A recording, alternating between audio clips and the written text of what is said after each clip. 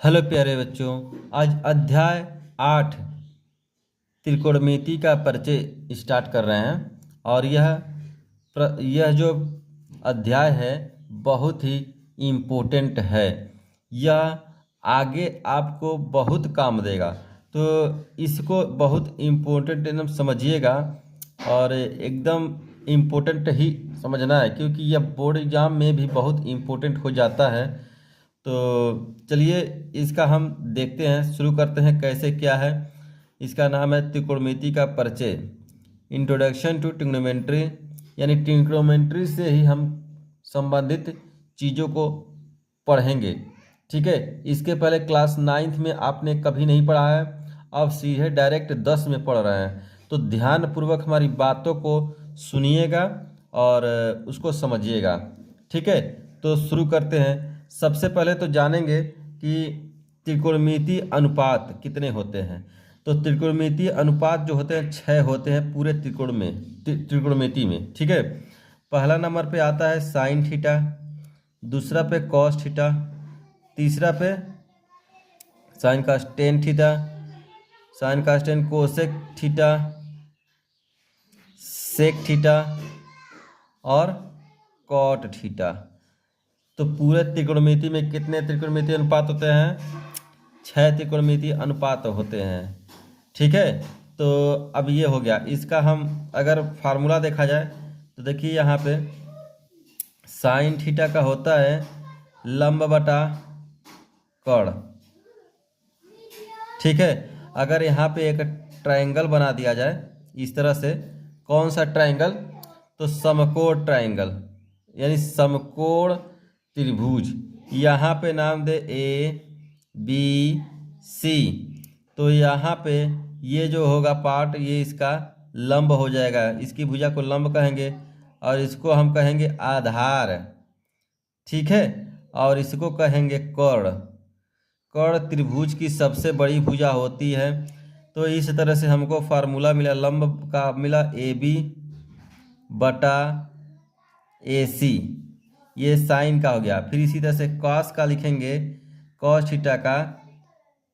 तो कॉस का क्या हो जाएगा? कॉस का होता है आधार बटा कर्ण। तो आधार आधार बटा कर्ण यहाँ पे। तो आधार क्या है? यहाँ पे बी सी है और कर्ण क्या है? ए सी है। अब इसके वजह से टेन थीटा, टेन थीटा का होता है लंब बटा आधार, लंब बटा आधार। तो लंब हो गया और आधार यहाँ पे आधार। तो लंब क्या है? ए बी, आधार क्या है? बी सी यहाँ पे। तो ये साइन कॉस्टेन का पता चल गया। उसके बाद से आप निकालेंगे कोसेक थीटा। कोसेक थीटा का होता है इसी का ठीक उल्टा, तो लिख देंगे कर्ण बटा लंब, कर्ण बटा लंब। तो कर्ण क्या है? ए सी है और लंब क्या है? ए बी है। अब उसके बाद से सेक लिखेंगे, सेक थीटा। तो सेक का क्या होता है? ठीक कास का उल्टा। तो यहाँ लिखेंगे कर्ण बटा आधार। ठीक है, कर्ण बटा आधार। इसका फार्मूला क्या हो जाएगा? ए सी बटा बी सी।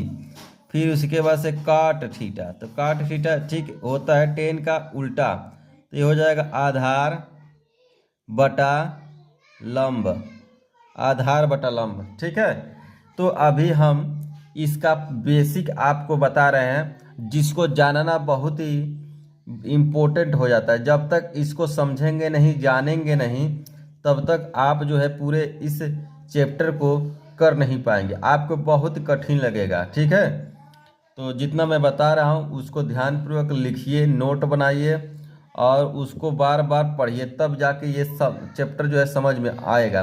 आप क्लास 9th में नहीं एकदम बिल्कुल पढ़े हैं, तो क्लास 9th में अगर होता तो कुछ हेल्प मिल जाता, वहाँ की जानकारी यहाँ पे यूज कर लेते हैं।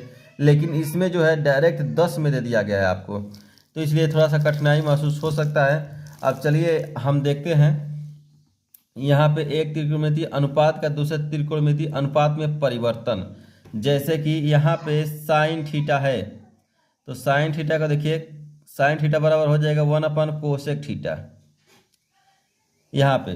तो साइन का किस में हो गया परिवर्तन, कोसेक में हो गया। अगर इन दोनों का इस तरह से तिर्यक गुणा करेंगे तो देखिए क्या होगा, sine theta into cosec theta equal to 1। तो जहाँ भी साइन थीटा कोसेक थीटा का गुणा होगा वहाँ 1 हो जाएगा। अब इसी तरह से हम अगर कोसेक थीटा का वैल्यू निकालें, कोसेक थीटा का, तो 1/साइन थीटा यहाँ पे हमको वैल्यू मिल जाएगा। तो इस तरह से परिवर्तन होगा, ठीक है। अब देखिए यहाँ पे हो जाएगा दूसरा नंबर कॉस थीटा। तो कॉस थीटा को हम चेंज करते हैं, परिवर्तन करते हैं सेक थीटा में।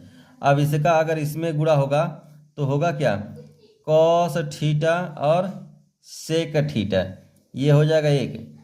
अगर फिर इसको सेक थीटा को रोक करके भेजेंगे तो 1/, क्या हो जाएगा, कॉस थीटा। इस तरह से परिवर्तन ये हो गया। तीसरा परिवर्तन ये है कि टेन थीटा को लिख सकते हैं 1/कॉट थीटा।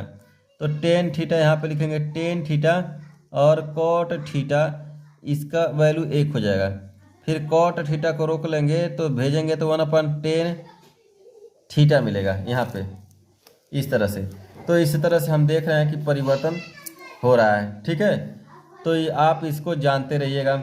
और एक स्पेशल फार्मूला होता है, उसको तो आपको जानना जरूरी ही है। स्पेशल फार्मूला, उसका यूज भी है स्पेशल फार्मूला का। तो देखिए यहाँ पे लिख देंगे, टेन थीटा इक्वल टू होता है साइन थीटा अपन कॉस थीटा, ठीक है। दूसरा है कॉट थीटा इक्वल टू होता है कोस थीटा अपन साइन थीटा, ठीक है। तो इसका भी बहुत ज़्यादा यूज है। चलिए हम अब अगले टॉपिक के तरफ चलते हैं। अब देखिए इसमें जो है एक टॉपिक बहुत इम्पोर्टेंट है, ये भी पाइथागोरस प्रमेय। तो पाइथागोरस जी ने बताया था कि कोई समकोण त्रिभुज है अगर, तो समकोण त्रिभुज में जो दो भुजाएं होती हैं उनका हम वर्ग कर दे रहे हैं। जैसे कि ए बी का स्क्वायर प्लस बी सी का स्क्वायर, दोनों का वर्ग करके अगर जोड़ दें इसके बराबर, तो देखिए क्या हो जाएगा। तो उन्होंने बताया था कि दोनों भुजाएं जो होती कर्ण को छोड़ करके उनका अगर हम वर्ग करके जोड़ दें तो कर्ण के बराबर होती हैं। तो यहाँ पे लिखेंगे कर्ण का स्क्वायर, उन्होंने ये बताया था। जैसे कि यहाँ पे देखिए लंब का स्क्वायर प्लस आधार का स्क्वायर बराबर कर्ण का स्क्वायर, ठीक है। तो इसके बराबर होती है। अगर हम ए सी यानी कर्ण स्क्वायर इक्वल टू इस तरह से लिखेंगे, ए बी का स्क्वायर प्लस बी सी का स्क्वायर, यहाँ से जब स्क्वायर हटाएंगे तो मिलेगा क्या, ये कर्णिम हो जाएगा ए, उसके बाद से बी सी का स्क्वायर, इस तरह से ये हो जाएगा। तो ये था आपका पाइथागोरस प्रमेय, ठीक है। जैसे कि मान लिया जाए इसका वैल्यू है 4 और इसका वैल्यू है 3, तो हमको अगर कर्ण ज्ञात करना है तो यही वाला सूत्र लगा देंगे। कर्ण बराबर होगा क्या, देखिए इसका ए बी का वैल्यू है 4 का स्क्वायर, बी सी का वैल्यू क्या है 3 का स्क्वायर। अब उसके बाद से यहाँ पे क्या हो जाएगा 25 और इसका हो जाएगा 16 हो जाएगा। यहाँ पे 16 हो जाएगा और 9 जोड़ेंगे तो कितना हो जाएगा 25। अब 25 का जब जोड़ा बन जाता है तो कड़ी से बाहर हो जाता है ये। तो ए सी का मान क्या आ गया 5 आ गया। तो इस तरह से आप जो है प्रश्नों को लगाएंगे। अगर यहाँ पे ए सी ज्ञात करना था तो हम ए बी का स्क्वायर प्लस बी सी का स्क्वायर कर देते थे, लेकिन अगर ए बी का स्क्वायर ज्ञात करना है, जैसे कि आ जाए ए बी का स्क्वायर, ए बी का वैल्यू पता करना है, तो आप लिखेंगे रूट में, देखिए सबसे बड़ी भुजा तो ए सी होता है, ए सी का स्क्वायर कर देंगे, उसमें से घटा देंगे बी सी का स्क्वायर, ये भी एक फार्मूला हो गया।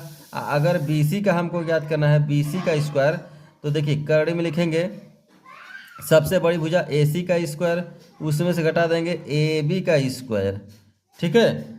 तो इस तरह से यह पाइथागोरस प्रमेय आपका हो गया। अब सूत्र देखिए, यहाँ पे अगला टॉपिक है सूत्र याद करने का ट्रिक। तो देखिए इसका कॉस का यहाँ पे ध्यान दीजिए एक बार, साइन थीटा बराबर होता है लंब बट्टा कट। तो लंब को हम यल से और कर्ण को के से प्रदर्शित कर दिए, ठीक है। काश का होता है आधार बटा कर्ण, तो आधार को ए से और कर्ण को के से। फिर यहाँ पे टेन का होता है लंब बटा आधार, तो यहाँ पे लंब हो गया और आधार। इस तरह से हमने क्या किया, इसको हम प्रदर्शित कर दिए। और उसके बाद से देखिए इसका हम पहला अक्षर ले लेंगे लंब, या इसका भी पहला अक्षर ले लेंगे, इसका भी पहला अक्षर।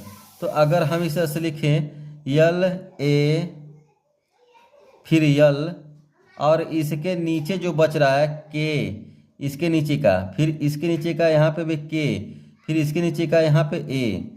तो इस तरह से हमको मिला क्या, लाल बटा कक्का।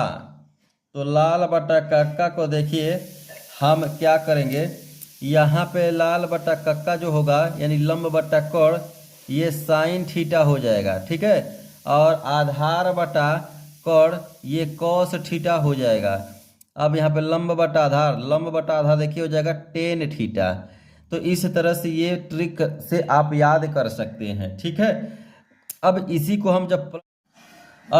को हम अगर पलट दें, जैसे कि कक्का बटा लाल हो जाए, तब इसको देखिए क्या पढ़ेंगे, तब इसको पढ़ेंगे देखिए कोसेक थीटा, उसके बाद से सेक थीटा, उसके से कॉट थीटा।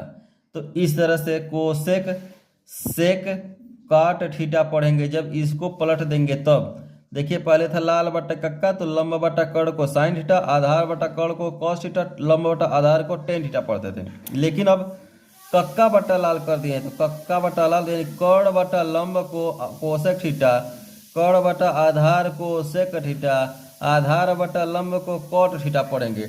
तो इस ट्रिक से आप जो है इस फार्मूलों को याद कर सकते हैं। और आप जो है ट्रिक अगर ये दोनों याद है तो ये फार्मूला याद भी नहीं करने का जरूरत पड़ेगा। इसी से आप जो है दिमाग में सोच करके अपना जो है आगे का प्रक्रिया कर सकते हैं। तो प्यारे बच्चों, अभी तक हमने जो है बेसिक बताया है, और आप जो है इस वीडियो में अंत तक बने रहिएगा। ट्रिग्नोमेट्री आपको बहुत ही आसान लगेगा, ठीक है। तो आज बस इतना ही रहने देते हैं। ये ट्रिग्नोमेट्री का पहले एक्सरसाइज का फार्मूले का परिचय था। इसी तरह से अब अगला जो स्टार्ट होगा तो इसी तरह से फार्मूलों का परिचय देंगे। अब इस वीडियो के बाद से हम प्रश्नावली पहला 8A स्टार्ट करेंगे। 8A प्रश्नावली हम इसको याद सॉल्व करेंगे। तो वीडियो लंबा ना हो जाए इसलिए इस वीडियो को हम छोटा छोटा बना करके कई पार्टों में अपलोड करेंगे, ताकि आपको समझने में कोई कठिनाई ना हो। अब इस वीडियो के बाद से हम जल्द ही प्रश्नावली 8A लेकर के आएंगे।